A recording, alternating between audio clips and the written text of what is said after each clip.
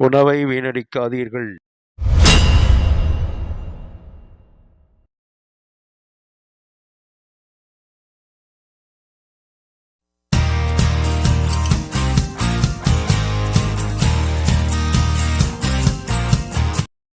Hi viewers and subscribers. ப்ரெட்டில் வந்து நம்ம ஃப்ரை பண்ணி ஒரு சாண்ட்விச் ரெடி பண்ணுறோம். அதுக்கு இந்த ஃப்ரை பண்ண இந்த சாண்ட்விச் அவ்வளோ டேஸ்ட்டாக இருக்கும். அது செய்கிறதுக்கு முன்னாடி நம்ம சேனலை சப்ஸ்கிரைபர் பண்ணிக்கோங்க, பக்கத்தில் இருக்கிற பெல்லைக்கான ப்ரெஸ் பண்ணிக்கோங்க. இது ஸ்கூலுக்கு அதுபோல் ஆஃபீஸ்க்கெல்லாம் பார்த்தீங்கன்னா இந்த ஸ்நாக்ஸ் ஐட்டமாக இந்த சாண்ட்விச்சை ரெடி பண்ணி நம்ம கொடுக்கலாம். இது அவ்வளோ டேஸ்ட்டாக இருக்கும், அவ்வளோ டெலிஷியஸாக இருக்கும், நல்லா பார்த்தீங்கன்னா டேஸ்ட்டாக இருக்கும், ஆயிலே இருக்காது. இதுக்கு நம்ம உருளைக்கிழங்கு ஒரு 2 உருளைக்கிழங்கு எடுத்து இந்த மாதிரி 2ஆக கட் பண்ணி அவிச்சு எடுத்துக்கோங்க. அவிச்சு எடுத்து அதோட தோலெல்லாம் உரிச்சிடுங்க. இது மாதிரி தோலை உரித்து எடுத்துருங்க.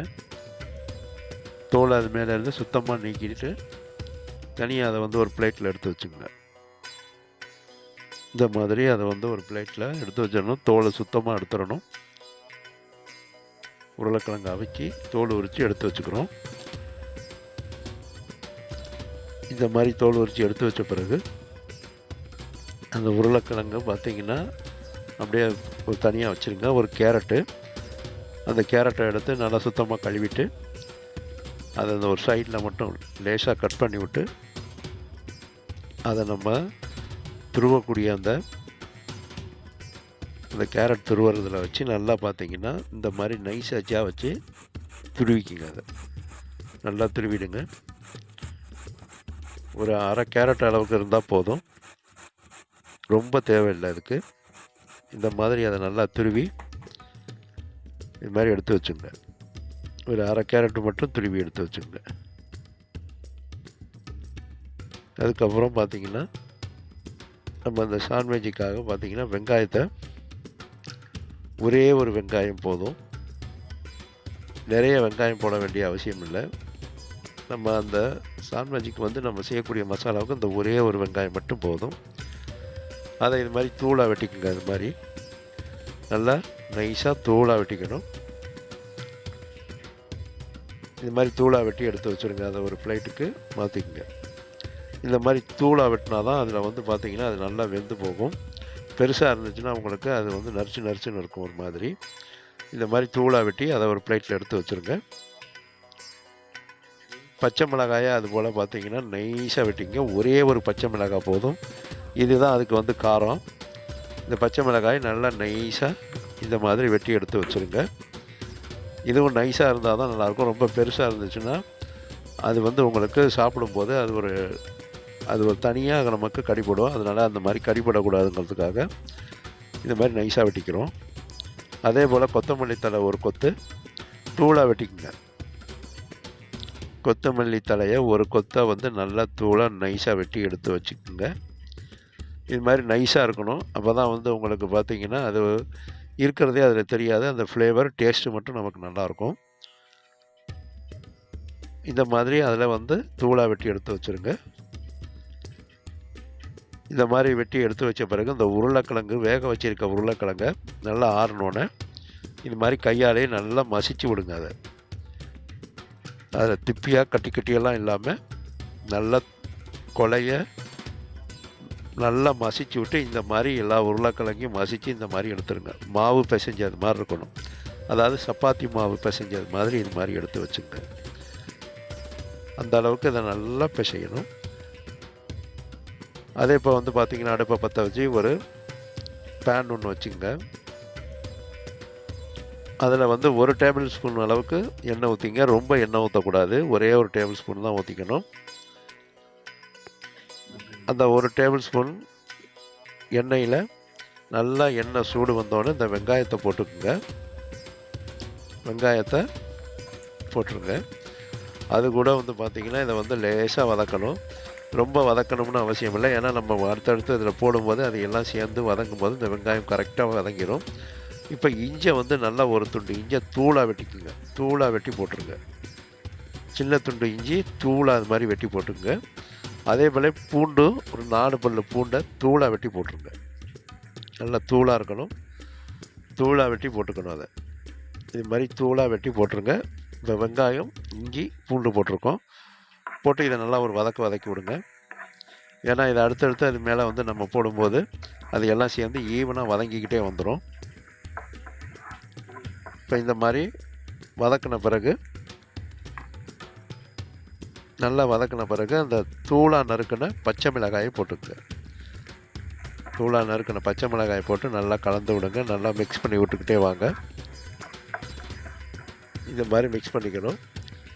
இப்படி மிக்ஸ் பண்ண பிறகு நம்ம மசிச்சு வச்சுருக்க அந்த சப்பாத்தி மாவு மாதிரி பிசைஞ்சு வச்சுருப்போம், அந்த அளவுக்கு மசிச்சிருப்போம். அந்த உருளைக்கிழங்கை சேர்த்து நல்லா எல்லாத்தையும் ஈவனாக மிக்ஸ் பண்ணி விடுங்க. இதில் தண்ணி எதுவும் இப்போ சேர்த்துடக்கூடாது. இது முழுக்க இந்த எண்ணெயில் மட்டும்தான் வேகணும். நம்ம ஏற்கனவே வேக வச்சு வச்சுருக்கிறதுனால இதை நல்லா அதோட மிக்ஸ் பண்ணி விட்டால் போதும் உருளைக்கிழங்கை. இதில் தண்ணி ஊற்றி தண்ணி சேர்த்து பண்ணிடக்கூடாது. பண்ணிட்டிங்கன்னா அதோட டேஸ்ட்டு அந்த மசாலா வந்து நமக்கு நினச்சது மாதிரி வராது. இந்த மாதிரி நல்லா அதை ஒன்று சேர்த்த பிறகு அதில் துருவின கேரட்டை சேர்த்துங்க. துருவி வச்சுருக்க கேரட்டு சேர்த்துங்க. கேரட்டை சேர்த்து நல்லா இதை வந்து எல்லாத்தோடையும் அந்த உருளைக்கிழங்கோடு வெங்காயம் பூண்டோடு நல்லா சேர்த்து மிக்ஸ் பண்ணி விட்ருங்க. இந்த மாதிரி மிக்ஸ் பண்ணி விட்டுறோம். மிக்ஸ் பண்ணி விட்ட பிறகு இது மேலே கொஞ்சம் கரம் மசாலா தூவி விட்டு கொத்தமல்லி தழை தூளாக நறுக்கி வச்சுருக்க கொத்தமல்லி தழையும் தூவி நல்லா மிக்ஸ் பண்ணிவிடணும். உங்களுக்கு அந்த மசாலா பார்த்திங்கன்னா நல்லா காரசாரமாகவும் அதே நல்லா மைல்டாகவும் இருக்கும். இதுக்கு தேவையான உப்பு சேர்த்து நல்லா இதை மசிச்சு விட்ருங்க. எல்லாத்தையும் மசித்து ஒன்றா சேர்த்து விட்ருங்க. இது ரொம்ப கட்டியெல்லாம் ஆகாது. ஸ்லோ ஃப்ளேமில் வச்சுங்க. ரொம்ப ஹை ஃப்ளேமில் வச்சிங்கன்னா தீஞ்சு போயிடும், அப்படியே கரிஞ்சு போனாப்பில் போயிடும். அந்த பார்த்திங்கன்னா நம்ம இதில் இருக்கக்கூடிய அந்த நறுமணமெல்லாம் மாறி வேறு மாதிரி வாசம் வரும். அதனால் ஸ்லோ ஃப்ளேமில் வச்சே செய்யுங்க. இந்த எண்ணெயிலே இது நல்லா இப்போ மசித்து உருளைக்கிழங்குலேருந்து எல்லாம் மசாலாவாக சேர்த்து வச்சுட்டோம். இந்த மாதிரி மிக்ஸ் பண்ணி மசாலா ரெடி பண்ணி வச்சுருங்க. இப்போ நம்ம ஒரு 25 கிராம் கார்ன்ஃப்ளவர் மாவு எடுத்து ஒரு கிண்ணத்தில் சேர்த்துங்க. 25 கிராம் கார்ன்ஃப்ளவர் மாவு, அதுக்கு 2 டேபிள் ஸ்பூன் மைதா மாவு சேர்த்துங்க. அந்த கார்ன்ஃப்ளவர் மாவோட 2 டேபிள் ஸ்பூன் மைதா மாவு சேர்த்துக்கிறோம். மைதா மாவு சேர்த்து அது கூட இதுக்கு தேவையான உப்பு, ஒரு பிஞ்சு உப்பு சேர்த்துக்கிறோம். ஏன்னா ஏற்கனவே மசாலாவில் வேறு உப்பு போட்டிருக்கோம்.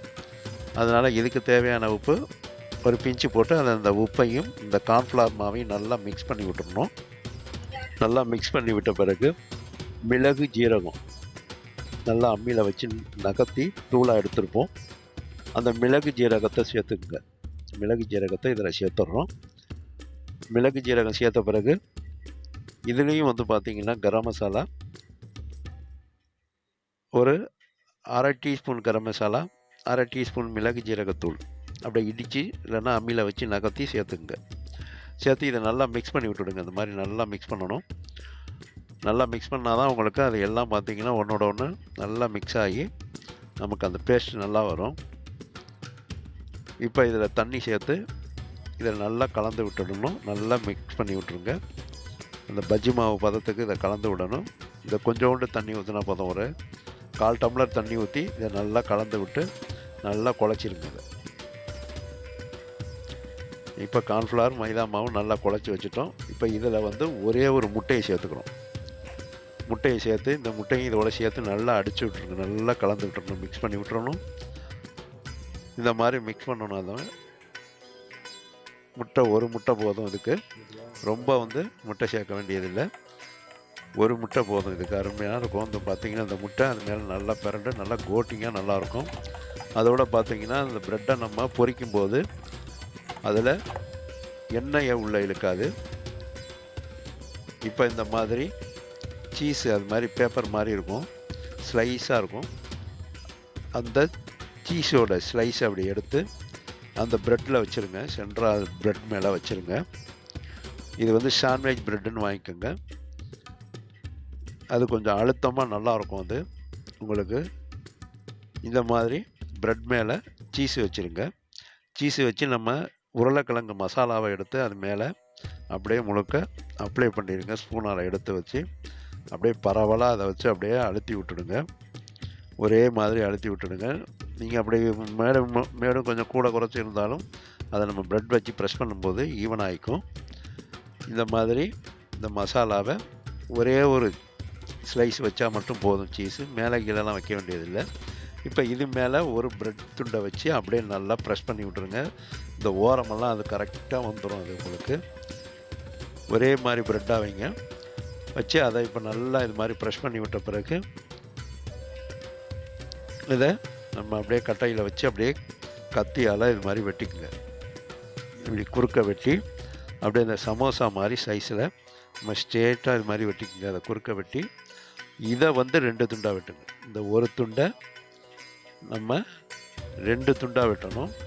இந்த மாதிரி வெட்டி எடுத்த பிறகு இந்த ஒரு துண்டையும் 2ஆக வெட்டினீங்கன்னா அப்படியே முக்கோண சைஸில் வந்துடும். இந்த மாதிரி அதை இது மாதிரி வெட்டிக்குங்க. இப்போ எல்லாத்துலேயும் பார்த்தீங்கன்னா அந்த மசாலாவும் சீஸும் இருக்கும், ஒவ்வொரு பீஸ்லையும் இருக்கும். ஒரு ப்ரெட்டுக்கு வந்து 4 துண்டு வரும். இந்த மாதிரி வெட்டி எடுத்துருங்க. வெட்டி எடுத்து அதை ஒரு பிளேட்டுக்கு மாற்றி எடுத்து வச்சுங்க. இது மாதிரி நீங்கள் எத்தனை ப்ரெட்டு போடுறீங்களோ அத்தனை ப்ரெட்டையும் நீங்கள் எடுத்து வச்சுருங்க. ப்ரெட்டை வந்து எண்ணெயில் பொரிக்கும் போது உங்களுக்கு எண்ணெயை உள்ளே இழுத்துக்கும், இது உள்ளே எண்ணெயை இழுக்காது. இப்போ ஒரு அகலமான கடாயை அடுப்பில் வச்சு அதில் ஒரு 1/2 லிட்டர் அளவுக்கு நான் எண்ணெய் ஊற்றிக்கிறேன். ஏன்னா ரொம்ப எண்ணெய் நிறைய தேவையில்லை, இதுக்கு ரொம்ப எண்ணெய் தேவையில்லை. 1/2 லிட்டர்லேருந்து 3/4 லிட்டர் வரைக்கும் நீங்கள் எடுத்துக்கலாம். இது நம்ம ஒவ்வொன்றா தான் போட போகிறோம். இப்போ எடுத்து நம்ம அந்த மிக்ஸ் பண்ணி வச்சுருக்க அந்த கார்ன்ஃப்ளவர், மைதா மாவு, முட்டையெல்லாம் கலந்து வச்சுருக்க அந்த கலவையில் இதை நல்லா டிப் பண்ணி எடுத்துருங்க. அது நல்லா அது முழுக்க வந்து பார்த்திங்கன்னா நல்லா கோட்டிங் ஆகணும். இதை அப்படியே எடுத்து அந்த எண்ணெய் சூடு வந்தோடனே அதில் சேர்த்துருங்க. எண்ணெயில் போட்டுருங்க. இப்போ எண்ணெயில் போட்டு இது நல்லா பொரிஞ்சு வரும். ரொம்ப நேரம் பொரிய வேண்டியதில்லை. மேலே இருக்க மாவு மட்டும் நமக்கு பொரிஞ்சால் போதும். அதனால் போட்டு இது நல்லா பொரிஞ்சோடனே நம்ம உடனே எடுத்துடலாம். இது ரொம்ப நேரம் அப்படியே வச்சுருந்திங்கன்னா உள்ளே இருக்க சீஸெல்லாம் அப்படியே உருகி வெளியில் வந்துடும். அதோடு பார்த்திங்கன்னா ப்ரெட்டு எண்ணெயை இழுத்துக்கும். அதனால் உங்களுக்கு இந்த மாதிரி பொரிக்கும்போது இந்த ப்ரெட்டு வந்து எண்ணெயை இழுத்துக்காது, அப்படியே ட்ரையாகவே இருக்கும். எண்ணெய் பிசுபிசுப்பு தன்மையாக இருக்காது.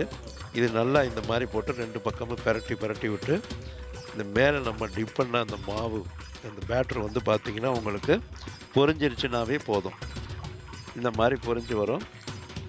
இதை இப்போ நம்ம அப்படியே எடுத்து அப்படியே எண்ணெயை உதறிட்டு அப்படியே பிளேட்டுக்கு மாற்றிக்குங்க. அப்படியே பிளேட்டுக்கு மாற்றிடுங்க.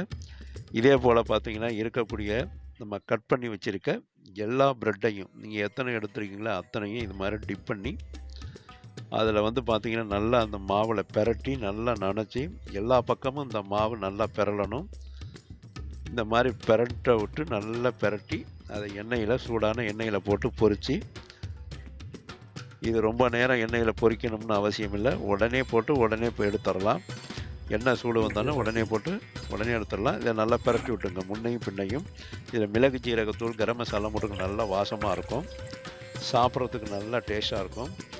உள்ள எண்ணெயே இல்லாமல் நல்லா ட்ரையாக இருக்கும். நீங்கள் ப்ரெட்டை பொரிச்சிங்கன்னா அப்படியே எண்ணெய் முழுக்க அதை அப்படியே இழுத்துக்கும். அதனால தான் நான் எண்ணெய் வந்து கம்மியாக கொடுத்து பொரிச்சிருக்கேன். ஏன்னு கேட்டிங்கன்னா இந்த 1/2 லிட்டர் 3/4 லிட்டருக்குள்ளேயே பொரிச்சு எடுத்துடலாம். இந்த மாதிரி அற்புதமாக இந்த மாதிரி நம்ம அந்த ஃப்ரைடு ப்ரெட் சாண்ட்விட்ஜு சூப்பராக இருக்கும். இந்த மாதிரி செஞ்சு பிளேட்டிங் பண்ணிக்கோங்க. இதை வந்து இது மாதிரி பிளேட்டிங் பண்ணி அதை நல்லா பரிமாறினீங்கன்னா எல்லோரும் ரொம்ப விரும்பி சாப்பிடுவாங்க. நல்லா டேஸ்ட்டாக இருக்கும். நீங்கள் செஞ்சு வைக்கிற அத்தனையும் ஒரே ஆளே சாப்பிட்றோம், அந்த அளவுக்கு டேஸ்ட்டாக இருக்கும்.